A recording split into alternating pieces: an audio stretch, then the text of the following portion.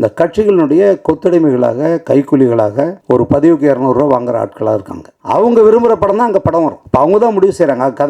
கதையெல்லாம் தேவை கிடையாது, ஒன்றும் கிடையாது. மாவீரன் குரு அவரோடெல்லாம் நாங்கள் பழகிருக்கோம். அரசியல்வாதியாக இல்லை. குருவுடைய அரசியல் என்னென்னா தலித் மக்களுக்கான ஆதரவோடு தான் அவருடைய அரசியல் இருந்துச்சு. இன்றைக்கு நீங்கள் போய் மனநோயாளிகளை வெளியில் தேட வேண்டிய அவசியம் இல்லை. நீங்கள் மனநோய் மருத்துவமனைக்கு போக வேண்டிய அவசியம் இல்லை. எல்லாம் அந்த ஊடகத்துக்குள்ளே தான் எங்கிட்டு இருக்காங்க. கமெண்ட் பேருங்கிறல ஃபாலோ பண்ணுறாங்கிற பேரில் பார்த்தீங்கன்னா எல்லாம் அந்த மனநோயாளிகள் தான். இவனெல்லாம் எவனும் சொந்த அடையாளத்தோடு இருக்க மாட்டான். எல்லாம் போலி முகவரிகள் வச்சுக்கிட்டவங்கள கடுமையாக தாக்குவான். இவங்களாம் தாக்குறவங்க யாருன்னா இன்றைக்கி இந்த கட்சிகளினுடைய கொத்தடிமைகளாக, கைக்கூலிகளாக ஒரு பதிவுக்கு 200 ரூபா வாங்குகிற ஆட்களாக இருக்காங்க.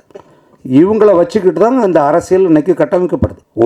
இந்த மண்ணுக்கும் மக்களுக்கும் இந்த மொழிக்கும் தேவையான உடனடியான ஒரு காரியத்தை அதை முடக்கி வேற இடத்துக்கு கொண்டு போக முடியும் உங்களால். ஏன்னா அவங்களுக்கு பணத்தை அள்ளி கொட்டப்படுது. இன்றைக்கு பெரிய தொழில் எது தெரியுமா? சமூக ஊடகங்கள்ல எங்கிறதான். ஊடகங்களாக இருந்த வரைக்கும் இங்கே சிக்கல் இல்லை. இந்த ஊடகங்கள் ஒரு கட்டத்தில் அரசியல்வாதிகளால் அப்படி கொஞ்சம் கொஞ்சமாக அவங்களுடைய கைக்குள்ள, அவங்களுடைய கட்டுப்பாடுகளுக்குள்ளே வர ஆரம்பிச்சது. காசு கொடுக்குறவங்களுக்கு பெரிய அளவில் செய்தி வரும். எதை போடணும் போடக்கூடாது இதெல்லாமே போச்சு. அப்படி அடுத்த கட்டத்தில் நல்ல வேலை சமூக ஊடகங்கள் வந்தது. அதாவது ஒரு 10 பத்திரிகைகள், 5 தொலைக்காட்சிகள் சொன்ன கருத்தை தான் நீங்கள் பார்க்கணும் அப்படிங்கிற இடத்துல சமூக ஊடகங்கள்னு ஒன்று வந்துச்சு. ஒவ்வொரு தனி மனிதனும் அவனுடைய கருத்தை பதிவு பண்ணலாம், அவன் எதை பற்றியும் பேசலான்னு வந்துச்சு. அதன் மூலமாக நல்லது நடக்குதான்னு பார்த்தீங்கன்னா உங்களுக்கே தெரியும். இன்னைக்கு எல்லாரும் டாக்டர் தான். வாட்ஸ்அப்பில் டாக்டர், யூடியூப்பில் டாக்டர், நீ எதை பற்றி பேசலாம், என்ன வேணாலும் செய்யலாம். இதுக்கு இடையில தான் இந்த உண்மையான செய்திகள் படாத பாடுபடுது. எப்படி உண்மையிலேயே இந்த மக்களுக்கு, இந்த இனத்துக்கு, இந்த மொழிக்கு, இந்த சமுதாயத்துக்கு நம்ம ஏதாவது நம்முடைய அரசியல் மூலமாக பங்களிப்பு செய்யணும், இந்த மக்களாட்சியின் மூலமாக உள்ள போய் தேர்தல் அரசியலுக்குள்ள இருந்து தான் செய்யணும்னு வர்ற ஒருத்தன் உள்ள வந்தான்னா அவனை தாக்குதல் பண்ணியே காலி பண்ணிடுவாங்க. அது செய்ய முடியாது. அது செய்யறதெல்லாம் யாருன்னா இந்த 200 ரூபா கேஸ் தான் எல்லாம். தவிர அந்தந்த கட்சி அவங்கள அப்படி சிந்திக்க விடாம பண்ணி வச்சிருக்கு. எது சொன்னாலும் பின்னாடி பேசிட்டு இருப்பான். இப்ப இதுக்குள்ள இருந்து வரணும்ல, ஒரு நல்ல அரசியல் தலைவர் வரணும்ல. வரலன்னா யாருக்கு நட்டம்? அதே மாதிரி ஒரு நல்ல சினிமா இங்க வெற்றி பெற்றதை விடவும் மக்களுக்கு பயன்படாத இருக்கிற, எப்படி நீங்க ஒரு உணவகத்தில் சாப்பிட்டு அங்கே கை தொடச்சிட்டு வரீங்களோ, அடுத்து உங்களுக்கு தெரியாது. அது அடுத்த வேலை வந்துடும், என்ன சாப்பிட்றதுன்னு தெரியாது. அப்படிப்பட்ட படங்கள் தான் இங்கே மக்களுடைய பணத்தை பிடிங்கிருக்கு. அதில் தான் உங்களோட நேரத்தை தொலைச்சிருக்கீங்க. அப்படிப்பட்ட படங்கள் தான் கொண்டாடப்படுது. அப்படிப்பட்ட நடிகர்கள், இயக்குநர்கள், இவங்கள தான் இன்னைக்கு பெரிய அரசியல்வாதிகள்கிட்ட இருக்கிற பணத்தை விட அவங்ககிட்ட தான் அதிகமாக இருக்கு. அண்ணன் ஒன்று சொல்லுவார்னு நினைச்சேன், அது வேற எங்கேயோ ஓட்டார்.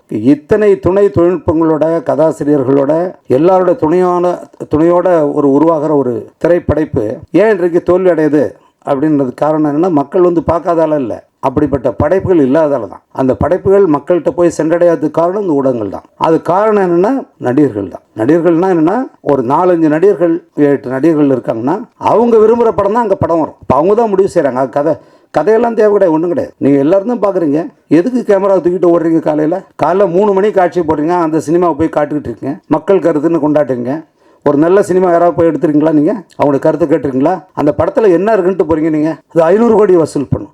இன்றைக்கி உங்கள் கவலையை இந்த படம் எவ்வளோ வசூல் பண்ணுங்க, இந்த படம் எப்படி இருக்குன்னு சொல்கிறான்னா, இல்லை இந்த படம் 400 கோடி வருங்க. எல்லாரையும் இப்படி சிந்திக்க விட்டது யார்? அதுக்கு இடையில் படையாண்ட மாவீரா என்ன செய்யும்? குரு அப்படிப்பட்ட ஒரு ஆள். மாவீரன் குரு அவரோடெல்லாம் நாங்கள் பழகிருக்கோம். அரசியல்வாதியாக இல்லை, ஒரு தமிழ்னாக மிக இலகிய மனதுடைய ஒருத்தர். 91ஆம் ஆண்டுன்னு நினைக்கிறேன், 92 தெரியல. சுரேஷ் கமாட்சிகள் வேலை பார்த்தீங்க, மறுமலர்ச்சி எந்த ஆண்டு தெரியல. அவர் அவ்வளோ ஆண்டு 35-38 ஆண்டுகள் நினைக்கிறேன். அந்த படத்தில் நான் பணியாற்றியிருக்கேன் ஒளிப்பதிவாளராக. தமிழில் மட்டுமில்லை, இந்தியாவில் வெளியான ஒரு வணிக சினிமா அந்த எல்லைக்குள்ள ஒரு மிகச்சிறந்த, ஆகச்சிறந்த ஒரு படைப்பு மறுமலர்ச்சி படம். நீங்கள் இப்பவும் பார்க்கலாம். அந்த படம் தமிழ்நாட்டினுடைய ஒரு நிலப்பகுதிகளில் இருக்கக்கூடிய ஒரு சாதிக்குள்ள இருக்கிற ஒரு சின்ன ஊரினுடைய தலைவரை பற்றி தான் பேசுது. அதுக்குள்ள ஒட்டுமொத்த தமிழ் மண்ணோட, தமிழ் பண்பாட்டுடைய கலாச்சார சாரம் அதுக்குள்ள இருக்கும். யாருக்குள்ளேயும் எந்த பகைமையும் இல்லாமல், வன்முறை, தீண்டாமை எதுவுமே இல்லாமல் பெண்களை மதிக்கிற ஒரு மனிதன் குறித்த ஒரு படம் அது. ஜிவி பிரகாஷ் இருக்காரு.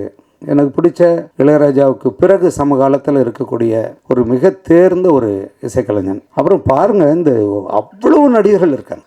நிறைய நடிகர்கள் இருக்கிறதால ஒரு படத்தை பார்க்கணும்னு அவசியம் இல்லை. தேவைப்படாத, மக்களுக்கு அவசியமில்லாத படங்களில் தான் நிறைய நடிகர்கள் இருப்பாங்க பொதுவாக. இப்படி ஒரு நல்ல ஒரு கருத்தை சொல்லக்கூடிய ஒரு படத்தில் எல்லாரும் இருக்காங்க. ஒரு என்ன சொல்கிறதுன்னா, ஒன்றுமே இல்லாத ஒரு படத்தை வந்து பின்னாடி சொல்லிக்கிட்டே இருப்பாங்க. அப்படி படம் இப்படி படம் அது செய்வாங்க, என்னென்னமோ நடக்கும். அது திட்டமிட்டு நடக்குது. இங்கே யாருக்கும் யாருக்குள்ள எந்த ஒரு விரோதமும் கிடையாது. குருவுடைய அரசியல் என்னென்னா, இந்த ஒடுக்கப்பட்ட விளிம்பு நிலை தலித் மக்களுக்கான ஆதரவோடு தான் அவருடைய அரசியல் இருந்துச்சு. ஆனால் அவரை வந்து அந்த சாதிக்கு எதிரானவர்களாக கட்டமைச்சது யாருன்னா, இந்த 2 சமுதாயத்தையும் பிரித்து ஓட்டு வாங்கி பிழைப்பு நடத்துகிற அதிகாரத்தை தக்க வச்சிருக்கிற இந்த அரசியல் கூட்டம் தான் இவங்களுக்குள்ளே தொடர்ந்து அந்த ரத்தத்தை குடித்து அதிகாரத்தை சுவைச்சிக்கிட்டு இருக்கு. அதெல்லாம் இப்போ வேஷம் கலைஞ்சிக்கிட்டு இருக்கு. கொஞ்சம் கொஞ்சமாக அந்த வேஷம் கலைஞ்சிக்கிட்டு இருக்கு. இந்த படம் அந்த வேஷத்தை இன்னும் அதிகமாக கலைக்கும்னு நான் நினைக்கிறேன். தீண்டாமை குறித்து எடுக்கிற இப்போ என் படம் ஒன்று என் பையன் நடித்தான், பேரன்பும் பெருங்கோபம்னு ஒரு படம். அந்த படம் பார்த்துருக்கீங்களா நீங்கள்? இன்றைக்கு இருக்கிற தீண்டாமை குறித்து மிக முக்கியமான ஒரு படம். எவ்வளோ முக்கியமான ஒரு சினிமா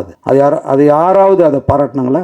அதாவது தீண்டாமைக்குள்ளே இருக்கிற தாழ்த்தப்பட்ட குடியிலிருந்து ஒருத்தன் போராடி அதுக்கு எதிராக, உயர் சாதிக்கு எதிராக போராடுற படங்கள் நிறைய வந்தது. அந்த படம் அதுக்கு மேலே இருக்கிற உயர்குடியில் இருக்கிற ஒருத்தன் அந்த ஆணவ கொலைக்காக அவன் பாதிக்கப்பட்டு அவன் அந்த மக்களுக்காக வந்து போராடுறான். அப்படி ஒரு படம் வந்துச்சு. ஆனால் அது யாருமே பேசலை. யாரெல்லாம் இந்த தீண்டாமைக்காக குரல் கொடுக்குறாங்களோ, இந்த தலித் மக்களுக்காக நாங்கள் தான் படம் எடுக்கிறோன்னு சொல்கிறாங்களோ, அவங்களாம் கூட அது யாரும் வந்து பார்க்கல, அதை பற்றி பேசவே இல்லை. அப்போ இங்கே என்ன மாதிரியான அரசியல் நடந்துகிட்டு இருக்கு? இந்த சினிமா வச்சு வேற என்ன பிழைப்பு பண்ணிட்டு இருக்கு நீங்கள்?